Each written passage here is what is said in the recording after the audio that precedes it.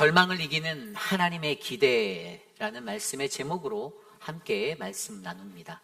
절망을 이기는 하나님의 기대. 인간은 누구나 절망을 경험합니다. 그리고 우리가 세상을 살며 마주하게 되는 절망의 자리를 들여다보면 거기에는 절망에 관한 한 가지 법칙이 보입니다. 그것은 우리가 일상에서 받는 고난이 쌓이고 쌓이면 그 삶의 자리가 절망의 자리로 내몰리게 되는 것, 변하게 되는 것입니다.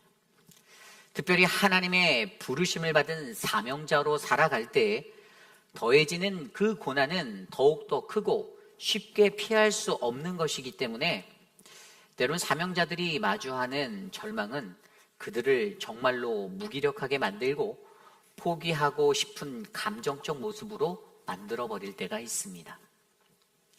그때 우리는 이런 고민들을 할 수가 있습니다. 과연 어떠한 모습으로 그 절망의 순간들을 이겨내야 할까? 이겨낼 수 있을까? 오늘 우리가 묵상하는 예레미야 11장 18절에서 12장 6절의 말씀은 수많은 고난으로부터 절망의 자리에 서게 된 사명자 예레미야를 바라보게 합니다. 그리고 그가 그 절망의 자리에서 헤어나오지 못하고 요동치며 감정적으로 반응하는 그 모습을 우리에게 보여주며 어떻게 그 절망의 자리에서 회복을 하고 다시 일어날 수 있는지를 하나님은 우리에게 말씀하여 주십니다. 하나님은 그 절망의 자리에서 사명자 예레미야가 상처 입었던 그 자기 자신을 잘 회복하고 다시 일어서시기를 바라고 계시는데요. 우리는 오늘 우리에게 주신 하나님의 거룩한 말씀 안에서 예레미야를 향한 하나님이 말씀하시는 절망을 이기는 이 비밀들의 말씀을 함께 말씀으로 묵상해 봄으로써 오늘 우리가 마주할 이 절망을 어떻게 이겨내야 하는지 그 지혜의 말씀을 함께 배워보고자 합니다. 오늘 첫 번째로 절망을 이기는 하나님의 기대, 하나님의 뜻대로 살아가는 사명자에게 늘 고난과 절망이 있습니다. 절망을 이기는 하나님의 기대는 하나님의 뜻대로 살아가는 사명자에게는 늘 고난과 절망이 있습니다입니다. 하나님의 사명을 받고 하나님의 뜻대로 살아가는 사명자들에게는 늘 수많은 고민이 있습니다. 나는 세상에서 하나님의 뜻을 위해서 정말 열심히 살았는데 핍박이 찾아올 때면 왜 나에게 이런 아픔이, 이런 고난이 찾아오는가라는 이 질문을 던지곤 합니다. 사실 이 질문은 수많은 사명자들이 그들의 사역의 현장에서 가질 수밖에 없는 당연한 질문입니다. 저 또한 목회자라는 사명자의 한 사람으로서 그런 생각을 가질 때가 있습니다. 그리고 여기서 중요한 것은 하나님의 뜻대로 살아가는 사명자에게는 늘 고난이 있다라는 것을 이해하는 것입니다. 고난이 늘 우리에게 있다. 이 예레미야는요, 하나님의 사명자로 40년간 남유다 땅에서 하나님의 심판을 외친 눈물의 선지자였습니다. 그런데 그가 목 놓아 부르짖어도 어땠습니까? 그의 외침을 들은 많은 사람들은 외면하였습니다. 돌아서지 않았습니다. 요나가 하나님의 심판을 외친 이방의 나라 아수르, 니느웨 성은요, 그들은 돌아서고 회개라도 하여서 하나님의 심판을 면하기도 했는데, 그런데 오늘 이 말씀 속에 나와 있는 남유다의 백성들, 그들은 더 큰 죄악에 빠져 전혀 요동하지 않았습니다. 오히려 그렇게 외치고 심판을 선언하는 예레미야를 향하여 사람들이 그를 미워하기 시작합니다. 유다의 성읍들을 돌아다니며 죄에서 돌아오라고, 하나님의 심판이 북방에서 이를 것이니 어서 피하라고 외치고 외쳐도 사람들은 아니 어디서 저런 한심한 놈이 나왔어. 우리가 이렇게 평안한데? 우리 도성은 이렇게 견고하고 가는데 무슨 말도 안 되는 소리를 하는 거야. 저 사람 미쳤네 라고 손가락질했습니다. 게다가 예레미야 선지자가 활동하며 하나님의 심판을 선포하였을 때 그에게 예언을 하지 말라라고 말하던 사람들까지 있었습니다. 그 사람들이 바로 오늘 본문의 그 내용에 나옵니다. 그러한 그의 사역이 평탄하였을까요? 언제나 신혼처럼 행복하게 느꼈을까요? 아니요, 그렇지 않습니다. 예레미야도 그도 선지자 이전에 연약한 한 사람으로서 분명 마음에 깊은 아픔과 상처가 머물게 되었을 것입니다.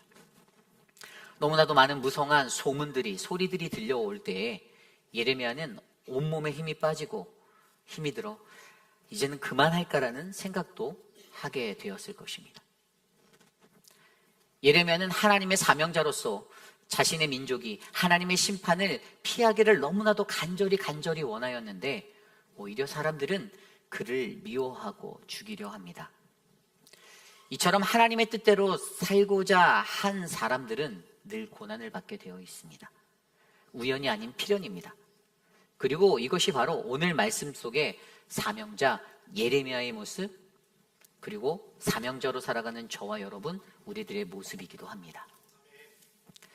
그런데 고난이 더 큰 문제를 만들어냅니다. 그것은 고난이 절망에 이르는 것입니다. 다시 말하면 그것은 고난이 고난으로 멈추지 않는 것, 그러한 고난이 쌓이고 또 쌓여 사명자의 길을 걷는 예레미야를 절망으로 몰아넣고 넘어뜨리려 한다는 것입니다. 그리고 우리는 여기서 오늘 예레미야도 그가 받은 그 고난들로 인하여 결국에는 그가 절망 앞에 서게 됨을 바라보게 합니다. 오늘 말씀의 예레미야는 그가 앞으로 당할 고난을 알게 됩니다. 어떻게요? 하나님이 말씀하여 주셨습니다. 하나님이 알려주셨어요. 오늘 말씀 18절 19절입니다. 여호와께서 내게 알게 하셨으므로 내가 그것을 알았나이다. 그때 주께서 그들의 행위를 내게 보이셨나이다. 나는 끌려서 도살당하러 가는 순한 어린 양 같으므로 그들이 나를 해하려고 꾀하기를 우리가 그 나무와 열매를 함께 박멸하자. 그를 살아있는 자의 땅에서 끊어서 그의 이름이 다시 기억되지 못하게 하자 함을 내가 알지 못하였나이다. 아멘. 이 구절은 예레미야에게 너무나도 감사한 하나님의 도움인 듯해 보이지만 이것을 인간적으로 바라본다면 인간 예레미야를 매우 처절하게 짓밟은 사건이 될 수도 있습니다. 왜일까요? 그것은 자기 자신을 죽이려 위협하는 이들이 바로 자신이 믿어왔던 사람들이었음을 알았기 때문입니다. 여기서 그는 절망을 경험하게 됩니다. 좀 전에 읽은 말씀대로 예레미야는 도살당하려 끌려가는 순한 어린 양으로 묘사되고 있습니다. 하나님이 오늘 그에게 이것을 말씀하심으로 그는 알게 되었습니다. 여러분 생각해 보십시오. 누군가가 자기 자신을 죽이려는 것을 알게 되었을 때 그 기분이 어떨까요? 참혹합니다. 비참하죠. 섭섭하기도 하고 속이 상할 것입니다. 화도 날 것이고 분도 날 것입니다. 게다가 그들은 오늘 말씀 21절에 누구라고 말합니까? 성경은 그들을 아나돗 사람들이라고 말합니다. 아나돗 사람. 아나돗. 예레미야를 죽이려 위협하는 이들이 바로 그의 고향 사람들이었다는 것입니다. 여러분, 우리가 고향하면 떠오르는 것이 무엇인가요? 저는 고향하면 포근함이 떠오릅니다. 고향하면 얼마나 정감이 있고 마음이 편안합니까? 이억만리 이곳 미국 땅에 살아가면서도 우리는 그런 향수를 느낄 때가 있잖아요. 그런데 오늘 그를 죽이려 할 그 위협자들이 바로 고향 사람들이라는 그 하나님의 말씀에 예레미야는 적지 않은 충격을 받았을 것입니다. 여러분, 세상에서 믿었던 이들에게 배신을 당하는 것이 매우 힘든 아픈 일임을 여러분들이 알고 계시잖아요. 그저 깊은 관계가 아니어도 이것은 정말로 힘든 일입니다. 저와 여러분, 우리 같은 이민자들이 타국에 살면서 가장 서러운 것이 무엇인가요? 저는 같은 동포에게서 사기를 당하거나 뒤통수를 맞는 것이 가장 어려운 것이다라고 생각합니다. 그것이 다른 민족에게 당할 때보다 더 서럽고 더 슬픈 어려움이 돼요. 어릴 적 제가 자란 모 교회에 한 가정이 1990년대에 아메리칸 드림을 꿈꾸며 미국 뉴저지로 이민을 갔습니다. 그 판교라는 시골 마을에서 간 거라 주위 사람들이 얼마나 부럽게 바라보았는지 저는 기억합니다. 그런데 그 후에 시간이 지나고 나서 그 가족이 다시 한국으로 돌아왔다는 소식을 듣게 되었습니다. 그리고 그 가족이 다시 돌아온 그 배경의 이야기를 들어보니 참으로 마음이 아팠어요. 그 가족이 그 커네티컷주로 이사를 갔는데 거기서 세탁소 사업을 하려다가 한국 동포에게 사기를 당해갖고 사업도 어그러지고 영주권 신분도 어그러져서 온 가족이 불체자가 되어버렸던 거예요. 그리고 그렇게 한 20년 정도를 버티다가 결국에는 모든 것을 털어버리고 다시 한국으로 돌아오게 되었습니다. 이민을 와서 처음 발을 내딘 그곳에서 만난 동포가 반가워 믿고 의지하였는데 상대방은 사업 사기를 치고 도망해버렸습니다. 이러한 일들이 이민자로 살아가는 우리네 삶의 한둘이 아니겠습니까? 그렇지만 그 배신의 충격으로 인하여 그들의 고난이 막막한 절망으로 변하게 되었습니다. 막막했을 거예요. 오늘 말씀 속의 예레미야도 똑같습니다. 고향 사람들, 그들을 믿었는데 그냥 다른 사람들에게 전도하다가 그들에게 욕을 듣는 건 괜찮은데 홈코트에 고향 사람들이 욕을 하고 죽이려고 하는 거예요. 얼마나 막막했을까요? 그래도 팔은 안으로 굽겠지 했는데 실상은 그게 아니었습니다. 가정 믿었던 이들에게 배신의 아픔을 당할 때 그때의 그 기분, 만약 저라면 아마 다 내려놓고 싶고 그냥 떠나고 싶었을 것입니다. 어쩌면 저 깊숙한 마음 깊은 곳에서 치밀어 오르는 분노와 원통함이 터져 나와서 펑펑 울었을지도 모릅니다. 오늘 예레미야의 이러한 삶을 들여다보면 오늘 이 시대에 고난으로 절망에 선 저와 여러분 우리들의 모습을 마주하게 됩니다. 무언가 사명을 가지고 열심히 하는데 고난이 찾아옵니다. 그러다가 믿었던 누군가에게 배신을 당하고 또 다른 무슨 일로 인하여 고난의 삶이 절망의 삶의 자리로 내몰리게 되는 거예요. 사면초가의 삶, 아무것도 기댈 것도 없고 슬픔을 마주하게 됩니다. 그렇게 상처 입은 모습으로 서로 안에 관계가 깨어지고 그래서 공동체가, 가정이 아파하게 됩니다. 사명을 가지고 살아갈 때에 우리가 고난을 피할 수 있는 것은 별로 없습니다. 그 고난을 피할 수는 없을 거예요. 그러나 그것은 때론 절망으로 우리를 이끌어 갈 때에도, 그러나 그때에 저와 여러분 우리는 사명자로서 마주하는 이 불편한 진실 앞에 사명자에게는 늘 고난과 절망이 있음을 기억하시기를 부탁드립니다. 우리는 늘 고난과 절망을 마주할 수밖에 없다. 이것을 기억하시고 그 절망의 자리를 잘 이겨내시기를 간절히 부탁드립니다. 혼자서는 어렵고 힘들고 외롭다라고 느끼실 수 있지만 할 수 있습니다. 함께하는 우리 성도들을 바라보십시오. 내 형제 자매, 나와 함께 하시는 그 하나님 예수 그리스도를 바라보시기를 부탁드립니다.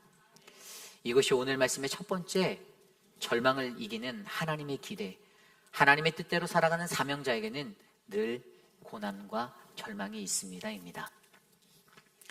오늘 두 번째로 절망을 이기는 하나님의 기대, 하나님의 뜻대로 살아가는 사명자는 하나님의 때를 잘 분별하여 자신의 감정을 잘 다스려야 합니다입니다. 하나님의 뜻대로 살아가는 사명자는 하나님의 때를 잘 분별하여 자신의 감정을 잘 다스려야 합니다.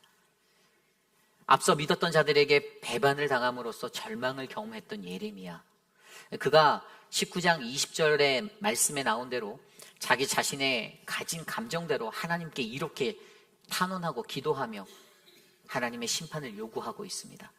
자신의 감정이 이입되어 드러나게 됩니다. 20절이에요.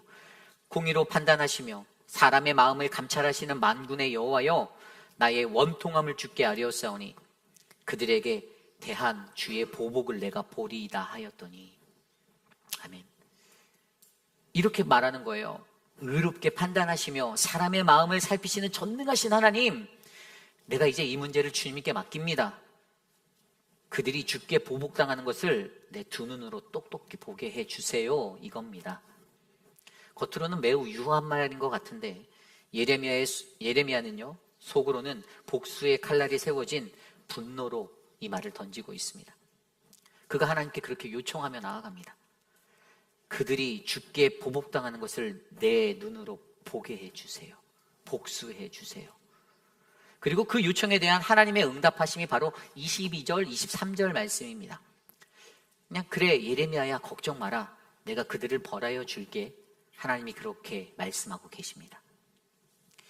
그러나 여기서 일어나는 또 다른 문제가 있습니다. 그것은 오늘 하나님이 주신 이 응답, 내가 복수해 줄게라는 이 응답으로 과연 예레미야가 만족하였는가입니다. 예레미야가 만족하였을까요? 그가 만족하였습니까? 아니에요. 그는 만족하지 못하였습니다. 어떻게 그것을 아냐고요? 그가 만족하지 못한 것을요, 그 다음에 나오는 구절의 질문으로 알 수 있습니다. 12장 1절 말씀. 여호와여, 내가 주와 변론할 때에 주께서 의로우시니이다. 그러나 내가 주께 질문하옵나니 악한 자의 길이 형통하며 반역한 자가 다 평안함은 무슨 까닭이니까. 아멘. 예레미야는 앞선 말씀에 아나돗을 향한 하나님의 심판에 관한 응답을 들었습니다. 그런데 하루하루 시간이 지나도 그 일이 일어나지 않는 거예요. 그렇게 40년이 흘러갔습니다. 아나돗, 그들은 여전히 똑같은 일상을, 그냥 평화로운 삶을, 자신들만의 삶을 잘 살고 있었습니다. 그래서 오늘 그가 느끼는 그 답답함의 감정으로 하나님께 다시 나와 호소하고 따지며 이렇게 질문하는 것입니다. 다시 말하면 이렇게 말하는 거야. 아니 하나님, 나를 죽이려는 저들을 보응하여 주신다면서요. 저 아나돗 사람들을 벌하시겠다면서요. 근데 왜 아무 일도 일어나지 않습니까? 저들이 왜 여전히 만사형통하며 살고 있나요? 어찌하여 악인이 형통하나요? 도대체 이게 무슨 일입니까? 그리고 거기에 덧붙여 이렇게 말합니다. 2절입니다. 주께서 그들을 심으심으로 그들이 뿌리가 박히고 장성하여 열매를 맺었거늘 그들의 입은 주께 가까우나 그들의 마음은 머니이다. 주님이 그들을 다시 그 아나돗에 심으셨잖아요. 그들을 아나돗으로 옮기셨잖아요. 그럼에도 그들은 여전히 하나님으로부터 떠나 매우 악하게 살고 있습니다. 그리고 3절 말씀입니다. 여호와여, 주께서 나를 아시고 나를 보시며 내 마음이 주를 향하여 어떠함을 감찰하시오니 양을 잡으려고 끌어냄과 같이 그들을 끌어내시되 죽일 날을 위하여 그들을 구별하옵소서. 아멘.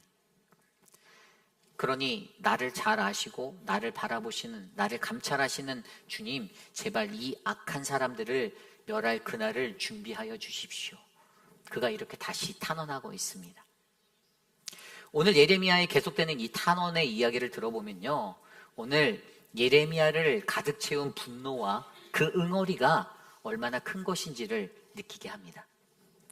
사람이 분노가 가득 차면 이게 막 쏟아내지잖아요. 자신의 감정으로 오늘 예레미야가 그렇게 나아가고 있습니다. 오늘 우리도 때론 이 고난으로 인한 절망 중에 자신의 모든 감정의 수치를 높여 하나님께 이렇게 나아갈 때가 있습니다. 그래서 어떻게 됩니까?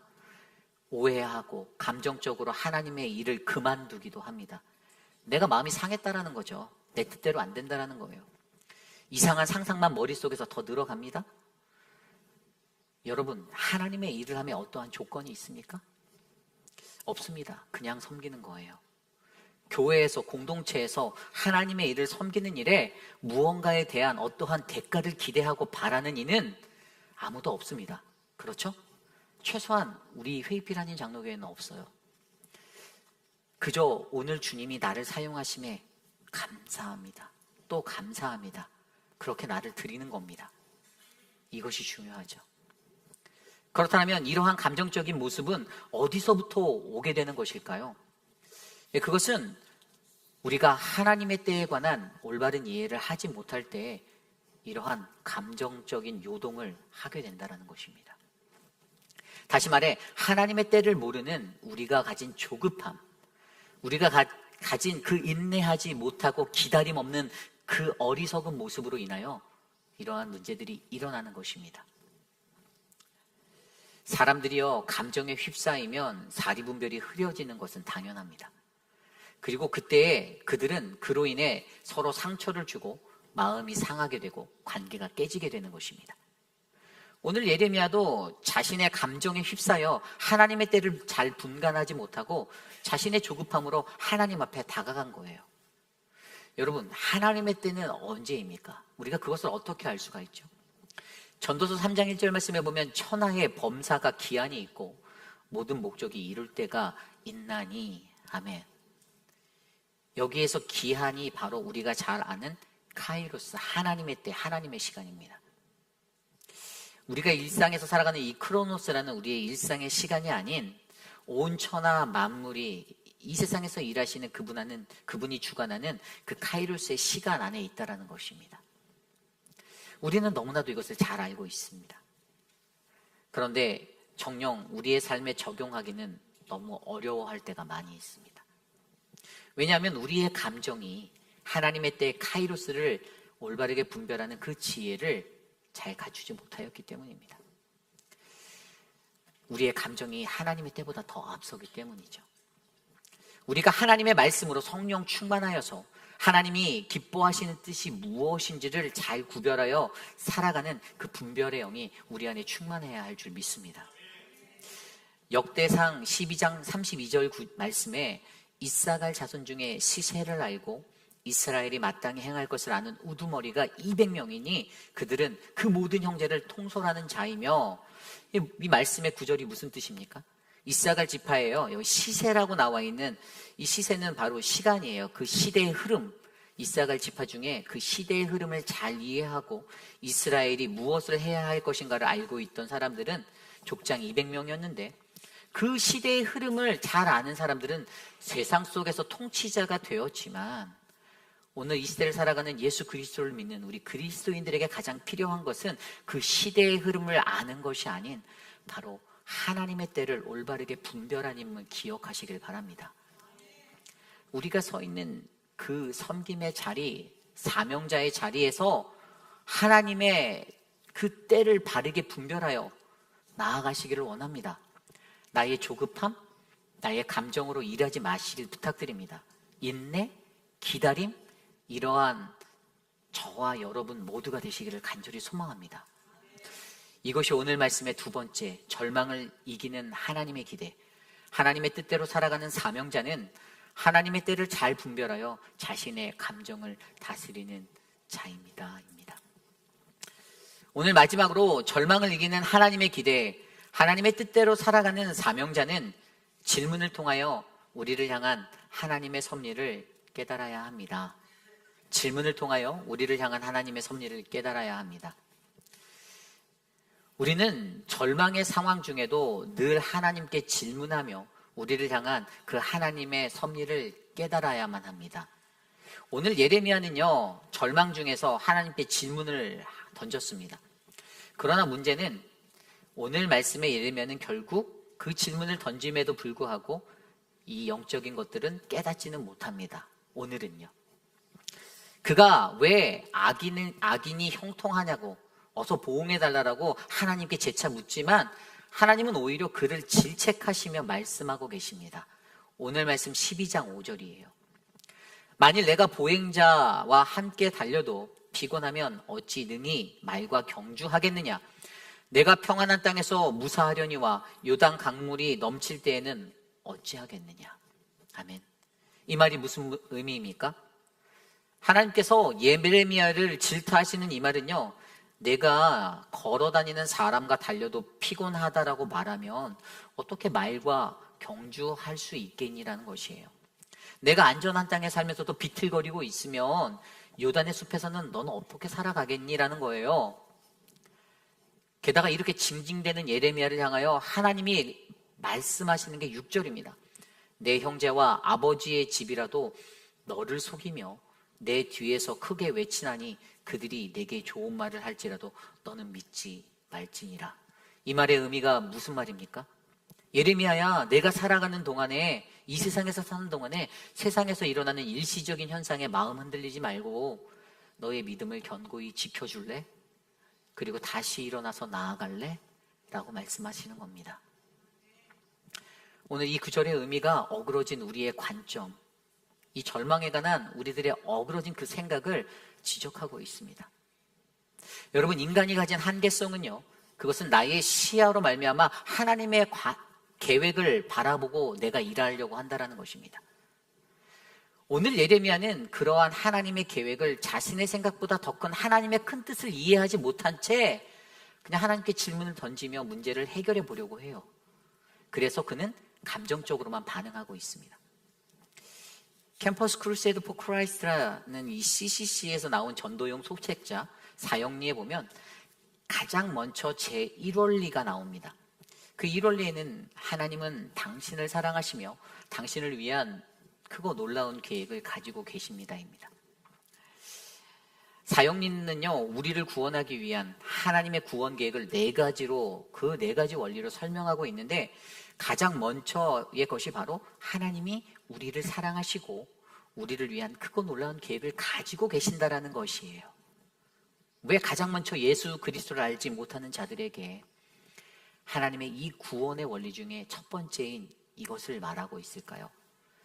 그것은 그만큼 하나님의 사랑은, 그분의 구원 계획, 우리를 향한 그 계획은 엄청나게 크다라는 것입니다. 그것을 강조해 주는 거예요. 내가 생각하는 것보다 더 크다라는 거예요. 아무리 우리가 그분의 계획을 제한한다 하여도, 내 생각으로 단정 짓는다 하여도 그분이 우리를 향한 그 기대 또한 매우 크다라는 것을 잊지 마시기를 부탁드립니다. 여러분, 하나님이 저와 여러분 우리를 사랑하심을 믿으십니까? 그리고 우리를 향한 그 크고 놀라운 계획을 가지고 계심을 여러분 믿으십니까? 아멘. 저는 오늘 이곳에 계신 저와 여러분 우리 모두가 우리를 향한 하나님의 그 크고 놀라운 계획을 믿으시는 우리 모두가 되기를 간절히 소망합니다. 그런데 여기서 한 가지 더, 우리가 왜 그것을 제한하고 알지 못할까를 고민해 보면, 우리는 우리 안에 잘못 새겨진 절망이라는 것에 대한 잘못된 관점을 발견하게 됩니다. 쉽게 말해서 우리가 절망이라는 것에 대해서 오해하는 거예요. 그래서 여전히 우리는 우리의 인생에서 이 절망이라는 것들이 계속해서 반복적으로 일어나는 겁니다. 이게 무슨 말인가 하면, 우리가 사명자의 길을 걸어갈 때 고난으로 인하여 절망하지 않을 수는 없지만, 그럼에도 불구하고 우리는 그 절망을 딛고 일어날 수 있다는 것입니다. 그리고 그것이 바로 절망에 관한 관점의 변화가 필요하다는 것을 설명하고 있어요. 여러분, 절망이라 하면 무엇인가요? 이 절망은요, 그것은 무언가 내 안에 모든 희망이 체념되어진 상태를 말하는 것입니다. 어떤 것을 이루기 위해 내가 열심히 하고 다 노력했는데 안 되는 거예요. 완전히 차단되어져서 그것이 0.0001% 희망도 없다라고 느끼는 그 사면초가의 상태. 그냥 간단히 말해 모든 것이 끝났다라는 그 종말론적인 내 자신의 상태를 말하는 게 절망입니다. 내가 바라고 기대하고 원하는 것이 있었는데 내 뜻대로 안 되어서 희망도 소망도 없고, 그래서 매우 무기력한 상태를 말하는 겁니다. 오늘 말씀 속에 예레미야가 바로 그 절망을 느끼게 되었던 거예요. 그렇다면 오늘 이 시대를 살아가는 저와 여러분, 우리는 어떻게 해야 할까요? 그러한 절망의 관점들이 깨어져 변화하셔야만 합니다. 그리고 그 절망의 관점이 깨어져 변화하는 이 이야기가 바로 욥기에 나와요. 성경에 나오는 욥. 이 성경에 나오는 욥이 바로 오늘 이 예레미야와 같은 그러한 처지의 사람이었습니다. 고난으로 인해 절망에 빠진 사명자. 그는 분명 하나님이 보시기에 세상에서 가장 의로운 사람, 하나님께 인정받았던 그런 의인이었습니다. 그러나 하나님이 사단과 대화 중에 그를 시험해보는 것을 허락하심으로 욥은 끊이지 않는 고난을 받고 절망하며 쓰러지게 되었습니다. 물론 여기에서 욥의 시험을 허락하신 하나님은 여전히 욥을 사랑하고 욥을 신뢰하고 있었습니다. 그래서 내가 바라는 욥은 너희들이 흔든다고 해서 넘어질 자가 아니다라고 말씀하셨었죠. 그런 믿음이 하나님께 있었어요. 어찌되었든 욥은 갑작스럽게 찾아온 고난으로 전 재산을 잃고 사랑하는 자녀도 모두 잃고 자신의 손에 있는 모든 것이 사라지는 고난에 절망하는 그 자리에 서게 됩니다. 그리고 그때 욥이 힘들어하며 고민했던 것이 무엇입니까? 바로 하나님이 나를 버리셨나? 하나님이 정말로 계시는가? 그거였어요. 몇 번씩이나 이를 악물고 참고 또 참아 버틸 수는 있었지만 끊임없이 다가오는 찾아오는 그 불행 앞에, 그 불행이라는 고난 앞에 결국 그는 절망을 경험하게 되었습니다. 그리고 그때 그가 죽기를 자초하며 매우 친한 친구들이 찾아와 아름다운 조언을 한다 하여도 그 조언을 들어보았지만 결국에 그 문제를 해결하기에는 그것들은 그에게 아무런 도움이 되지 못하였습니다. 그리고 그가 스스로 하나님께 간구하였죠. 하나님이 직접 말씀하여 주시기를 청하였습니다. 이 문제에 관한, 이 궁금증에 관해 하나님 내게 직접 말해 주십시오. 그리고 그때 이 욥기 38장 이후에 가면 그때 폭풍우가 임재하는 가운데 하나님과의 대화가 일어나게 되고 마침내 그가 하나님의 살아계심을 경험함으로 깨달음을 얻게 되는 이야기들이 이어집니다. 이것이 중요합니다.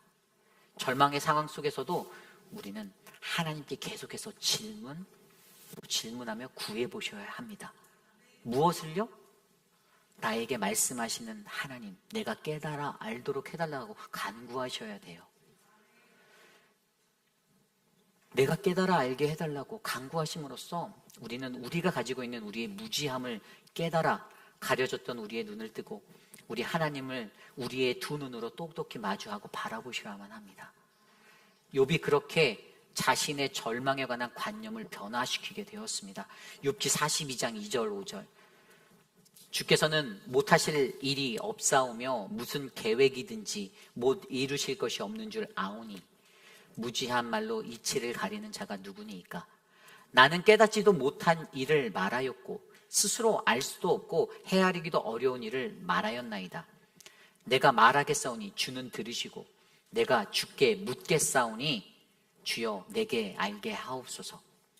내가 주께 대하여 귀로 듣기만 하였사오나 이제 눈으로 주를 배움나이다. 아멘. 이제 눈으로 주를 배움나이다. 주여 내게 알게 하옵소서.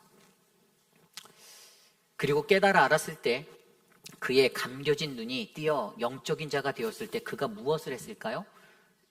6절 말씀에 그 뒤에 이어서 이렇게 나옵니다.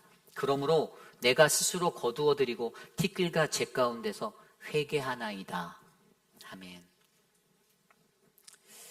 오늘 본문의 예레미야도 그가 한 그 질문으로 나아갑니다. 그런데 그는 오늘 이 장면에서는 이 깨달음의 자리에 서지는 못하였어요. 질문을 던졌지만 깨닫지는 못하였습니다.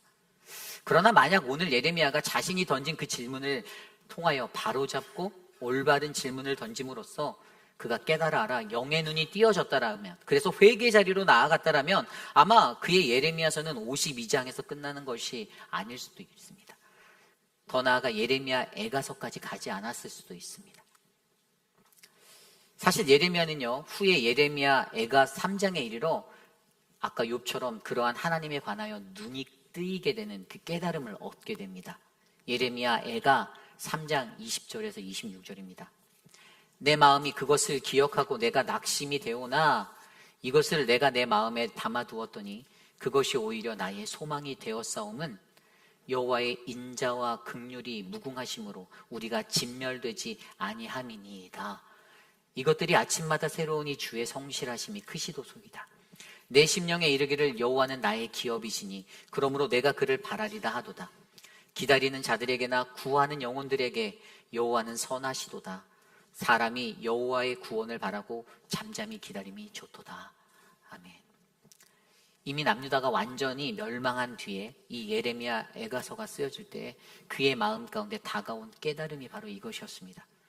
조금은 늦은 듯하지만 40년 그 하나님의 사명을 감당하며 그가 느낀 것들은 아무런 반응도 없고 변화도 없는 남유다의 백성들을 바라보며 이제 끝났다, 이제 끝이구나라는 소망 없음이었습니다.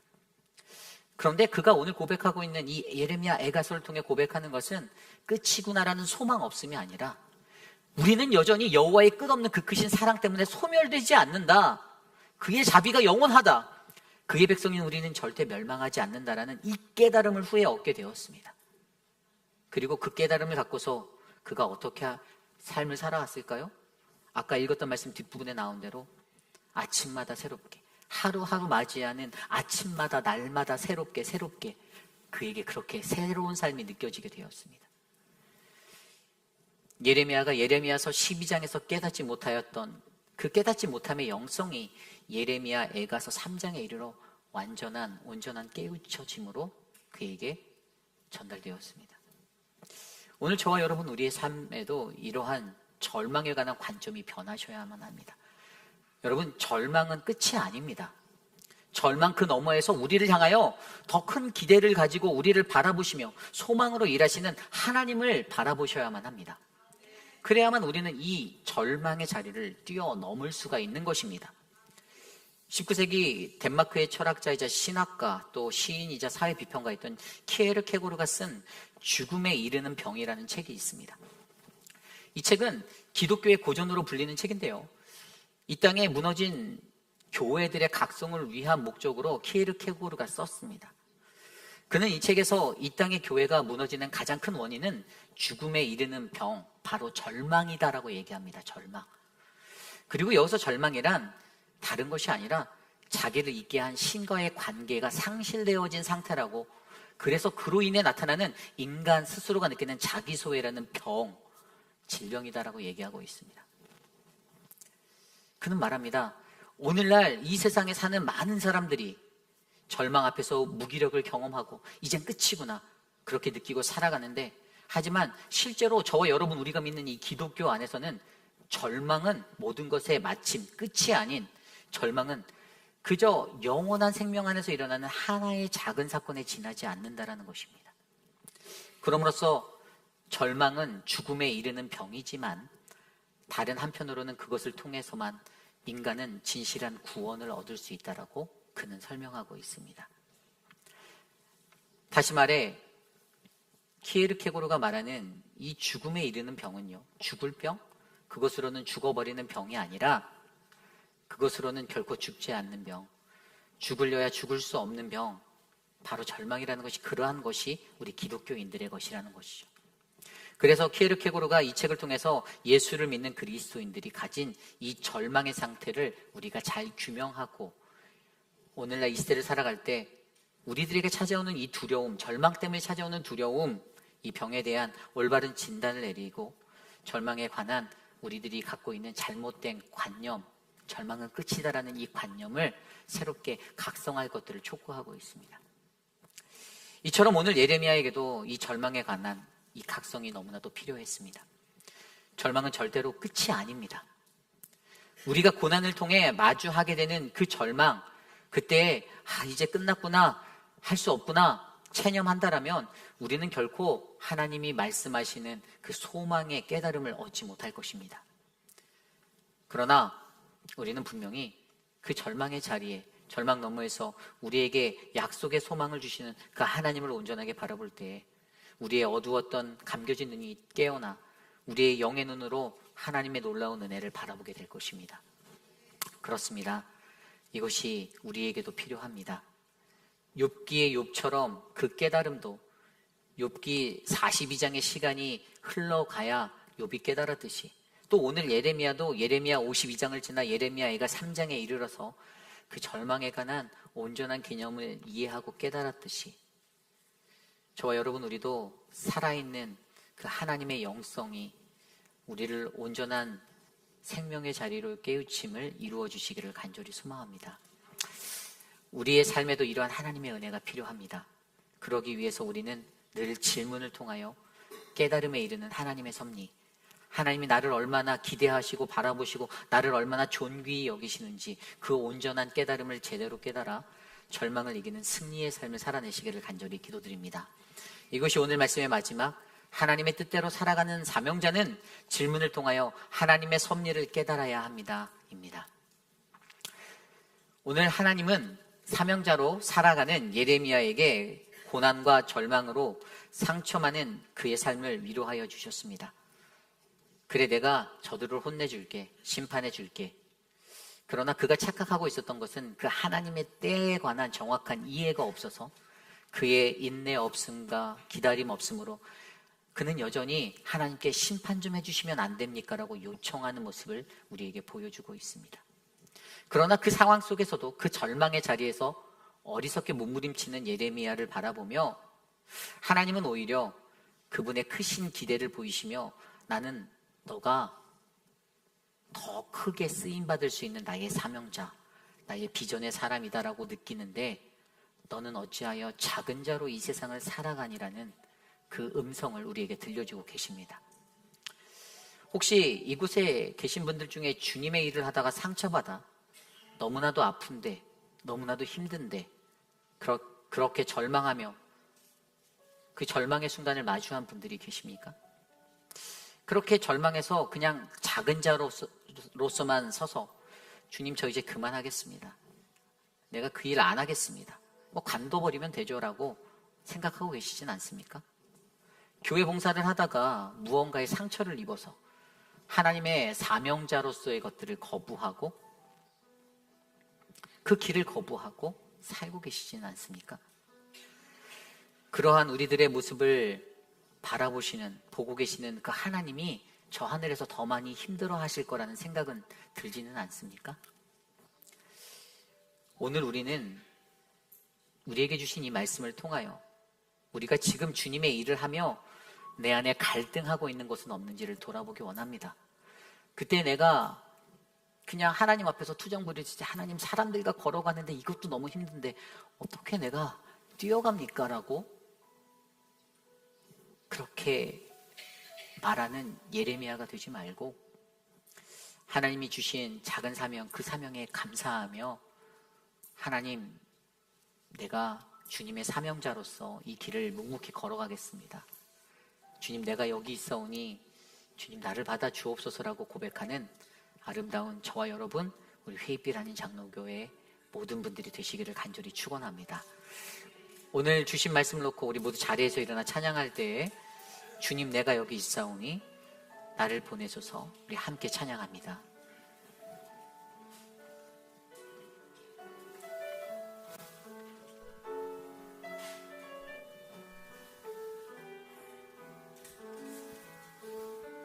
함께 찬양할까요? 주님, 내가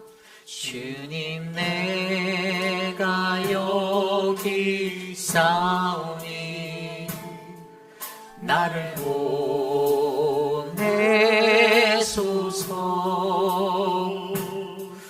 나의 맘 나의 몸 주께 드리오니 주와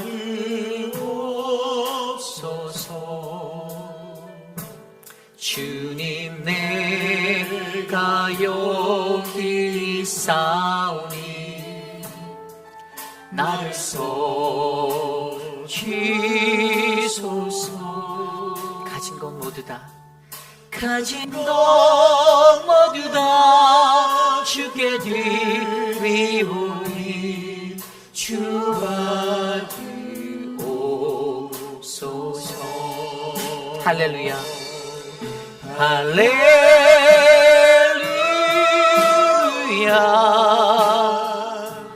할렐루야,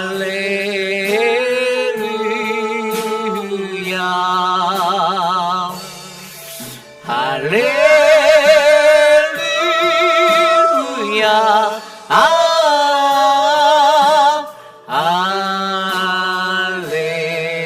할렐루. 다시 한번 찬양합니다. 주님, 내가 여기 있사오니 나를 보내소서. 나의 맘 나의 몸 주께 드리오니 주와 주옵소서. 주님, 내가 여기 있사오니 주님, 내가 여기 있사오니 나를 써주소서. 가진 것 모두 다 주께 드리오니 주와 주옵소서. 우리 두 손 높이 들고 전심으로 찬양합니다. 할렐루야, 할렐루야,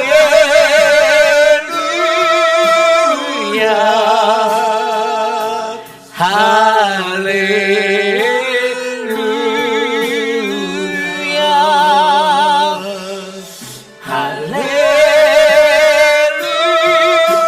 할렐루야, 할렐루야,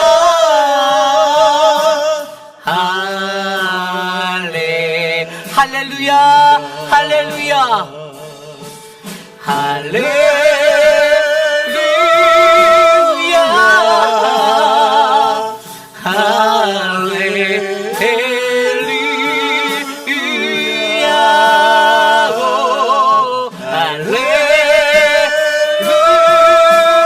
할렐루야,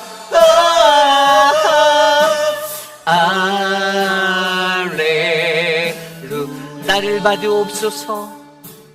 나를 받으옵소서. 나를 받으옵소서. 나를 받으옵소서.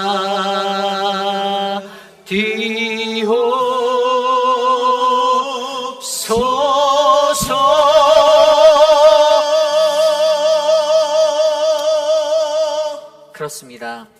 우리가 이 시간에 함께 기도할 때 하나님, 주님의 사명자로 내가 부르심을 받고 살아가는데 주님 왜 이렇게 힘든지 모르겠습니다. 주님, 고난 그러다가 절망이라는 끝자락에 내몰린 나 자신을 바라보며 그냥 하지 말을까? 포기할까? 떠나갈까? 하나님, 그러한 생각이 우리들을 덮을 때가 너무나도 많이 있습니다. 하나님께서는 절망을 통하여 하나님의 뜻대로 살아가는 모든 사명자에게는 늘 고난과 절망이 있음을 알게 하려 하십니다. 하나님은 이 절망을 통하여 하나님의 뜻대로 살아가는 사명자는 하나님의 때를 온전하게 잘 분별하여 자신의 감정을 다스릴 수 있는 사람이 되게 하려 합니다. 하나님은 이 절망을 통하여 하나님의 뜻대로 살아가는 사명자는 수없는 질문을 통하여 우리를 향한 하나님의 크고 놀라운 섭리를 깨달아 알게 하려 하십니다. 아둔하고 아직도 어리석은 우리들은 하나님의 그 큰 계획을 바라보지 못하고 내 감정, 내 생각대로 판단하고 내 마음대로 하나님의 일을 내팽개치고 하나님으로부터 떠나 내 길을 가겠다라고 고집하며 살아갈 때가 많습니다. 주님, 나 좀 도와주십시오. 주님, 이 절망을 이기는 하나님의 기대를 내가 바라봅니다. 하나님, 나를 불쌍히 여겨주십시오. 우리 시간 함께 합심하여 기도합니다. 하나님, 도와주십시오. 하나님, 주님, 내가 여기 있습니다. 나를 하나님 받아주십시오. 하나님, 나를 사용하여 주십시오. 하나님의 길을 걸어갈 때 외롭지 않게, 힘들지 않게, 절망 중에 거할 때에도 주님이 나를 향한 큰 기대, 큰 꿈을 가지고 계심을 바라보게 하여 주시고, 하나님, 그 광대하고 하나님 헤아릴 수 없는 하나님의 계획 가운데 하나님, 우리들이 설 수 있도록 도와주시기를 소망합니다. 마음에 상처가 있습니까? 마음에 아픔이 있습니까? 하나님, 상처받아서 사람들과의 관계가 깨어지고 하나님, 서로와 서로가 불편하여 하나님 그렇게 지내고 있습니까? 하나님, 그 모든 것들을 하나님의 손에 내어 맡기며 하나님, 나를 만져주십시오. 나를 고쳐주십시오. 하나님, 나를 위하여 일하시는 그 하나님의 계획을 내가 바로 알게 하나님 도와주십시오. 하나님, 자포자기하는 심정으로 하나님 살지 않게 도와주십시오. 그렇게 기도하는 우리들이 되길 소망합니다. 하나님, 돌보아 주시옵소서. 존귀하신 하나님, 감사합니다.